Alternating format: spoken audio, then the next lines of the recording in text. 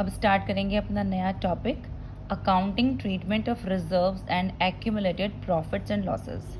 देखो बेटा, ये रिजर्व्स क्या होते हैं? रिजर्व्स वो होते हैं वो savings of past for future use, वो सेविंग्स जो हमने पास्ट में की हुई थी, किस पर्पज़ से? फ्यूचर में यूज़ करने के लिए, तो उनको हम बोलते हैं रिजर्व्स। और एक्यूमुलेटेड प्रॉफिट्स क्या होते हैं?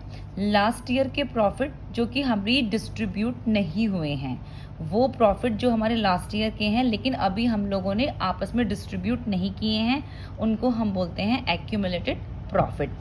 अगर पी एंड एल का क्रेडिट बैलेंस है जो कि लायबिलिटी साइड में है, वो हमारा प्रॉफिट होता है। और अगर पी एंड एल का डेबिट बैलेंस है जो एसेट साइड में है, वो हमारा लॉस होता है। अब देखो, इस टॉपिक में ना क्वेश्चन दो तरीके से होता है। सपोज करो केस नंबर 1 है हमारा, इफ क्वेश्चन इज साइलेंट, यानी क्वेश्चन में कुछ भी नहीं कहा गया रिजर्व और एक्यूमुलेटेड प्रॉफिट्स एंड लॉसेस के बारे में, तो और रेशो चेंज हो रही है, ठीक है, मतलब पहले ओल्ड रेशो थी, फिर कोई और न्यू रेशो हुई है। तो इस केस में जितने भी रिजर्व्स और एक्यूमुलेटेड प्रॉफिट हैं वो हम डिस्ट्रीब्यूट कर देते हैं, कहाँ पर? सारे पार्टनर्स को ओल्ड रेशो में।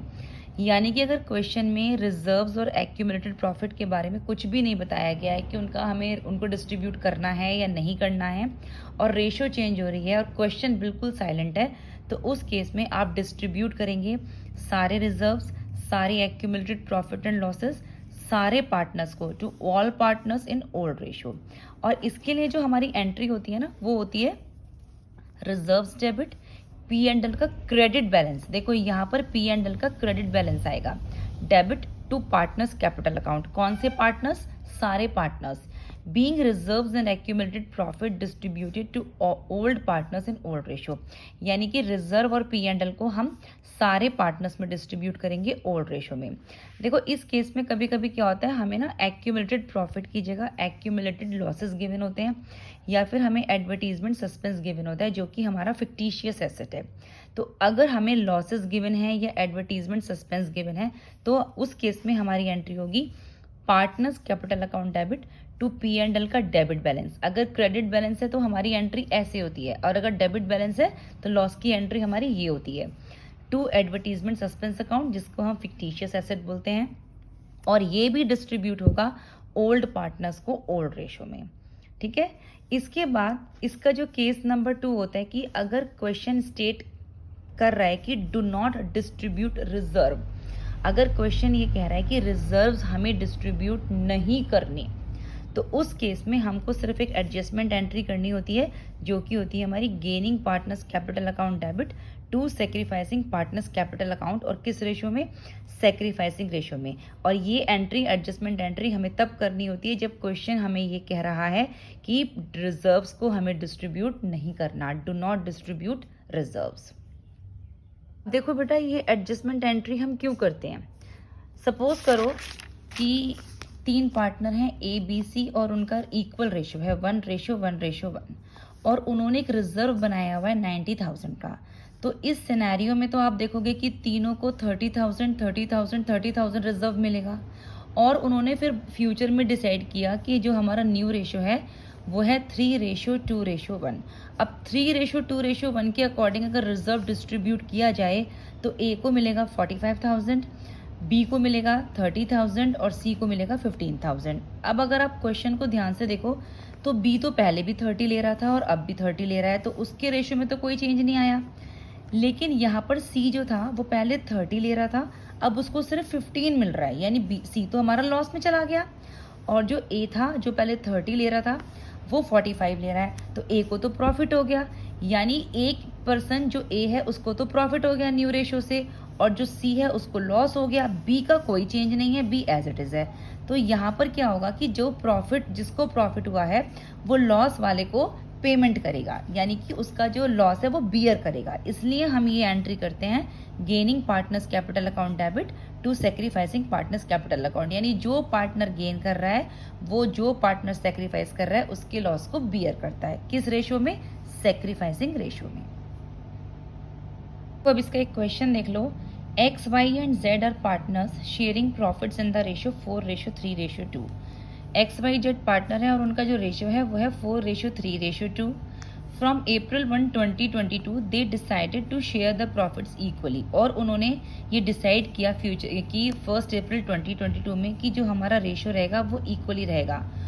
On this date their books showed the following items, और उनकी बुक्स में ये फॉलोइंग आइटम्स शो हो रहे हैं उस डेट पर। प्रॉफिट एंड लॉस अकाउंट है जिसका क्रेडिट बैलेंस है 1,20,000, जनरल रिजर्व है 45,000, वर्कमैन कॉम्पनसेशन रिजर्व है 60,000, और एडवर्टीजमेंट सस्पेंस अकाउंट जो कि डेबिट बैलेंस है 90,000, और हमें रिकॉर्ड करनी है नेसेसरी जर्नल एंट्री। तो सबसे पहले आप देखो XYZ का जो रेशो है वो है 4:3:2, और क्वेश्चन में कहीं पर भी ये मेंशन नहीं है कि हमें ये जो रिजर्व है वो डिस्ट्रीब्यूट नहीं करने या डिस्ट्रीब्यूट करने हैं, कुछ भी मेंशन नहीं है। क्वेश्चन क्या है? क्वेश्चन बिल्कुल साइलेंट है, और मैंने बताया था कि जब भी क्वेश्चन साइलेंट होता है उस केस में हम सारे प्रॉफिट एंड लॉस और सारे रिजर्व हमेशा डिस्ट्रीब्यूट करेंगे। किस रेशो में? ओल्ड पार्टनर्स को ओल्ड रेशो में, और ओल्ड रेशो है हमारा 4:3:2। देखो बेटा, XYZ हमारे पार्टनर थे, उनका रेशो था 4:3:2 ओल्ड रेशो। अब हमें क्या क्या डिस्ट्रीब्यूट करना है? हमें डिस्ट्रीब्यूट करना है P&L का क्रेडिट बैलेंस, जनरल रिजर्व और कॉम्पनसेशन रिजर्व, यानी कि 1,20,000, 45,000 और 60,000।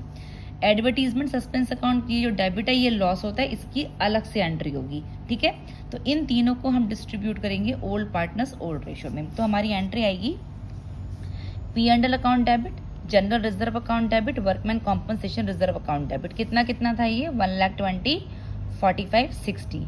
ओल्ड पार्टनर्स कौन कौन से थे? XYZ, तो to X's capital account, to Y's capital account, to जेड्स कैपिटल अकाउंट। किस रेशो में? ओल्ड रेशो में।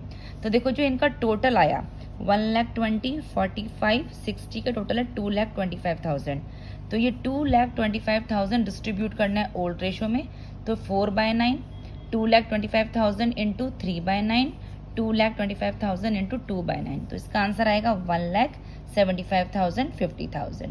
Being accumulated profit and losses distributed in old ratio.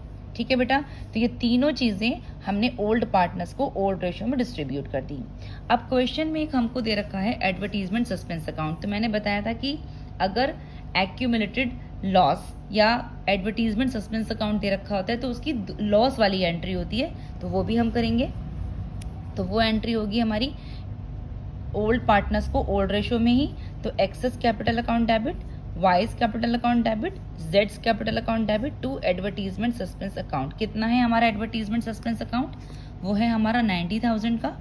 तो ये आ गया हमारा 90,000। इसको भी हमें ओल्ड रेशो में डिस्ट्रीब्यूट करना है, जो कि है हमारा 4:3:2, यानी कि 40,000, 30,000, 20,000।